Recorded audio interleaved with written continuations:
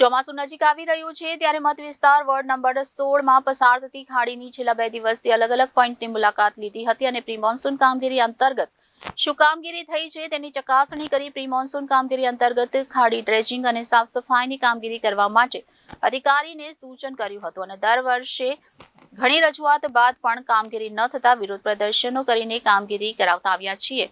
ત્યારે આ વર્ષે અધિકારીશ્રીને કામગીરી કરવા માટે સૂચના આપી છે અને જો કામગીરી કરવામાં નહીં આવે તો ફરી વિરોધનો સામનો કરવો પડશે તેવી ચીમકી પાયલ સાકરિયા દ્વારા આપવામાં આવી હતી। પાલમાં પ્રી મોન્સૂન કામગીરીની સમીક્ષા કરતા પાલિકા કમિશનરે વરસાદી પાણીના નિકાલ માટેના ફ્લડ ગેટ મેન્યુઅલી સંચાલન થતા હોવાનું જાણતા આશ્ચર્ય પામ્યા હતા। જેથી તાપીના તમામ 88 ફ્લડ ગેટ ઓટોમેટેડ થઈ શકે કે કેમ તેનો રિપોર્ટ કરવા ડ્રેનેજ વિભાગને સૂચના આપી હતી। સમીક્ષા દરમિયાન મેન્યુઅલ ગેટ મ્યુનિસિપલ કમિશનરના ધ્યાને આવ્યા હતા અને તાપીમાં ઠલવાતી ગંદકી ઘટશે અને 1 વર્ષમાં કામગીરી પૂર્ણ કરાશે। ચોમાસું નજીક આવી રહ્યું છે ત્યારે મત વિસ્તાર વોર્ડ 16 માં પસાર થતી ખાડીની છેલ્લા 2 દિવસથી અલગ અલગ પોઈન્ટની મુલાકાત લીધી અને પ્રી મોન્સૂન કામગીરી અંતર્ગત શું કામગીરી થઈ તેની ચકાસણી કરી। પ્રી મોન્સૂન કામગીરી અંતર્ગત ખાડી ડ્રેજિંગ અને સાફ સફાઈની કામગીરી કરવા માટે અધિકારીને સૂચન કર્યું અને દર વર્ષે રજૂઆત કર્યા બાદ પણ કામગીરી ન થતા વિરોધ પ્રદર્શનો કરીને કામગીરી કરાવતા આવ્યા છીએ। ત્યારે આ વર્ષે અધિકારીને કામગીરી કરવા સૂચના આપી છે અને જો કામગીરી કરવામાં નહીં આવે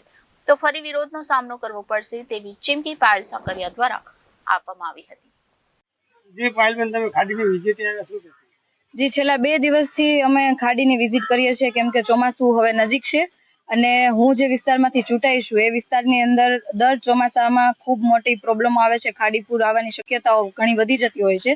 સાથે સાથે ખાડીની અંદર એટલી ગંદકી, કચરાના ઢગલા આ બધાના કારણે ખાડીમાં જે પાણી આવે છે પાણી પસાર થઈ નથી શકતું, જેના કારણે સોસાયટીઓની અંદર પણ પાણી ઘૂસતા હોય છે।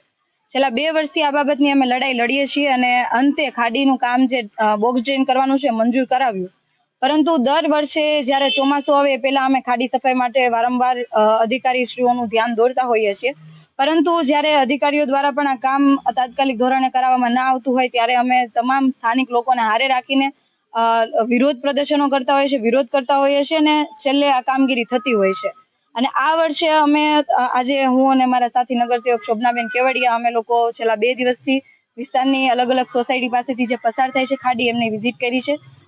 તમામ સોસાયટીઓ પાસે કેવી હાલત છે એના તમામ ફોટોગ્રાફ સાથે અમે આરોગ્ય અધિકારીશ્રીને અમે આપ્યું છે અને કીધું છે કે આ તમામ સોસાયટીઓમાં ચોમાસું આવે એટલે કે પહેલો વરસાદ પડે એ પહેલા જ પ્રી મોન્સૂન કામગીરી અંતર્ગત તમામ સફાઈની કામગીરી થવી જોઈએ, ડ્રેઝિંગ થવું જોઈએ, જેથી આવનારા સમયની અંદર વરસાદ કદાચ વધારે પણ પડે તો પણ અહીંયા ખાડી પૂર આવવાની શક્યતાઓ ના રહી, લોકો હેરાન ના થાય।